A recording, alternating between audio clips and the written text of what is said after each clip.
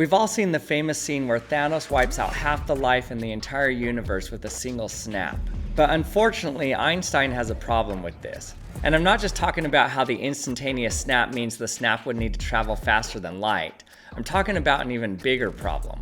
There's no such thing as right now for everyone in the universe. I'm going to show you one of the weirdest effects in Einstein's theory of relativity, called the relativity of simultaneity, which means that in many situations the order of events is not definite. This statement seems innocuous at first, but the result of this is that there's no single moment that can be defined as now across the entire universe. So sit back and put your thinking caps on, because what you're about to learn challenges one of the most basic assumptions we have about time. But before we continue, I want to thank Morgan & Morgan for sponsoring this video. If I get injured on the job, I have nobody to blame but myself. But if you work for a company that isn't yourself and you've been injured because of their negligence, you can check out Morgan & Morgan. There's a reason why a single spark on your lab tabletop can turn into chaos, just like there's a reason why Morgan & Morgan is America's largest injury law firm. They're an injury law firm focused on working for the people and helping the little guy. The firm was built around the idea of helping individuals navigate a system that's already been paid into, but doesn't always deliver on its own. For example, the way insurance works is that you pay into it for years so that in the event something happens, you have money to help cover an injury or property damage. But in reality, a lot of people find that when they're injured, the outcome isn't what they expected. Claims may get delayed, denied, or paid out at a fraction of what the policy implies. Morgan & Morgan has been helping people pursue coverage for their injuries for over 35 years, with more than 1,000 lawyers across all 50 states. And they've recovered over $30 billion for their clients by pushing systems to actually follow through. The cool thing is that they work completely free unless they win. So you're not paying anything up front just to ask whether the system worked the way it was supposed to. Remember, not all law firms are the same, and when systems fail, having the right expertise can matter. So if you're ever injured, you can check out Morgan & Morgan at forthepeople.com/actionlab.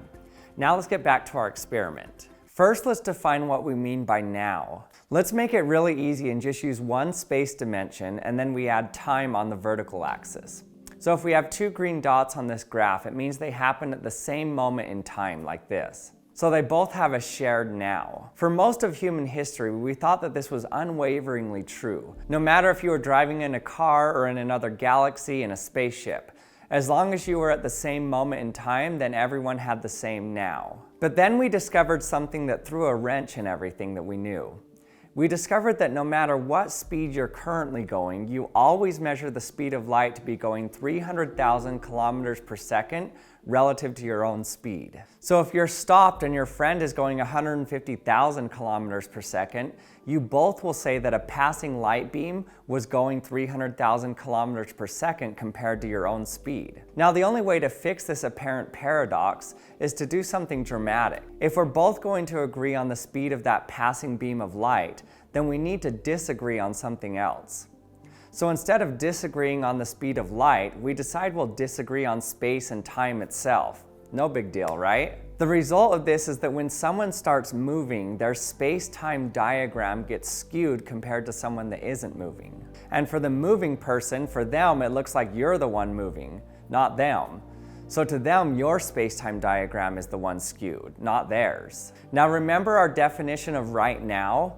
Well, it means that the moving and non-moving person can no longer agree on that anymore.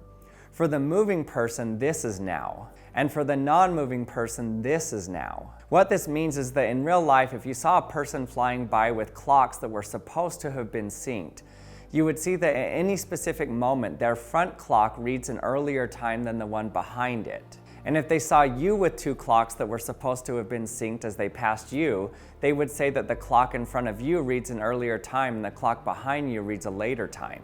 Because to them, you're the one moving backwards, so your leading clock would lag. So we can already see that we hopelessly can't even agree on a present moment when we're going different speeds. But an even more concerning thing happens. Up in this range, we can at least agree on the order of events. A happens before C for both people here. The maximum that we can skew this line is 45 degrees, which would be moving at the speed of light.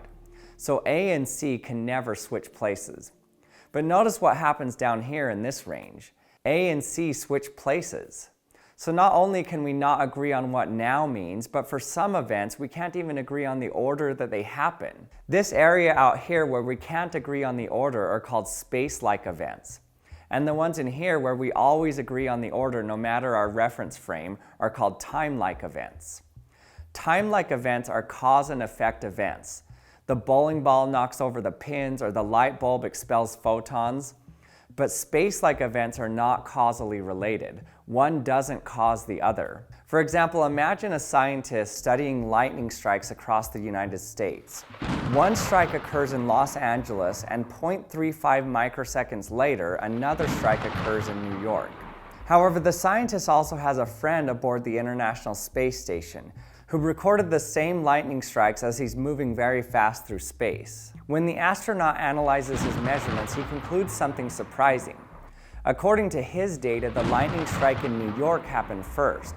Now, both observers know that light doesn't travel instantly, so each observer carefully corrects for the time it took the light to travel there. Even after correcting for the travel time of light, they still reconstruct the events in opposite orders. So how can this be reconciled? So these lightning strikes were space-like events.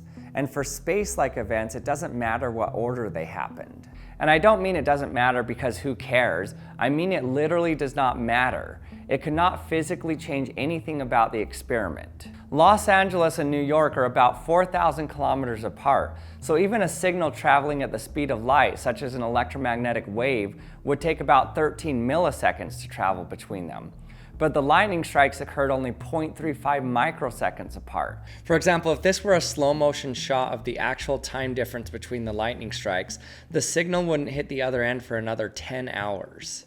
When events occur so close together that a signal from one would have to move faster than the speed of light to reach the other, those events are not causally related. That's to say that one cannot be the cause of the other. In fact, there's an exact equation for figuring out whether an event is space-like in all reference frames.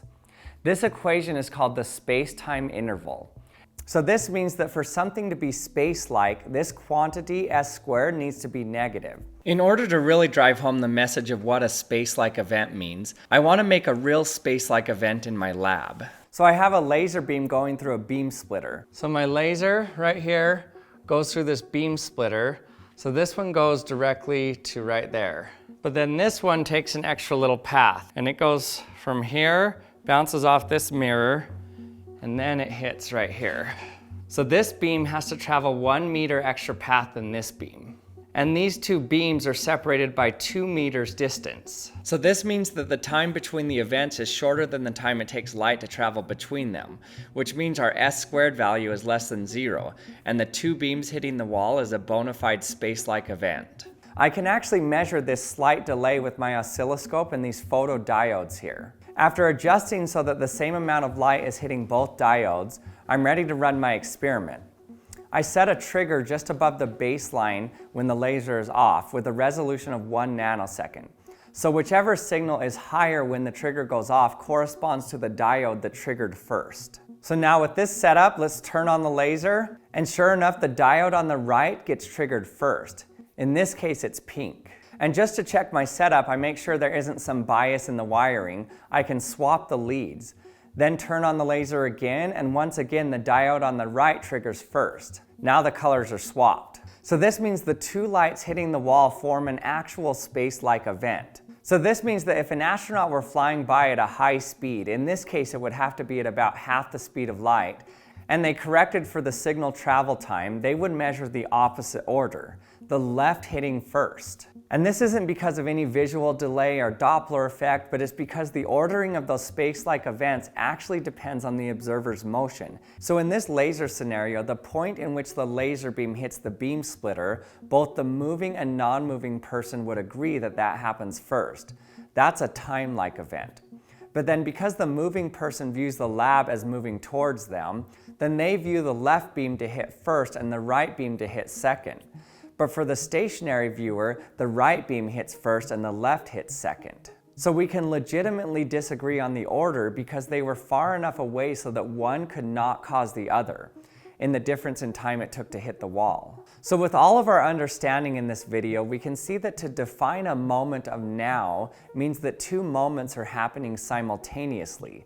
So by definition, the present moment or now is a space-like event that's ambiguous and observer dependent. But the truth is, what we think of as a shared now is only an approximation. What we actually share in a fundamental sense is a common order of events, cause and effect. When we can affect each other, when signals can pass between us, and when our actions can influence one another, that's what truly connects us in time. That's what it really means to be present. But I still say that Thanos' instantaneous snap is ridiculous. And if we allowed it, different observers would disagree about when people disappeared. Some would even see distant people vanish before the snap even happened, breaking causality. And thanks for watching another episode of the Action Lab. I hope you enjoyed it. If you haven't subscribed to my channel yet, remember to hit the subscribe button, and we'll see you next time.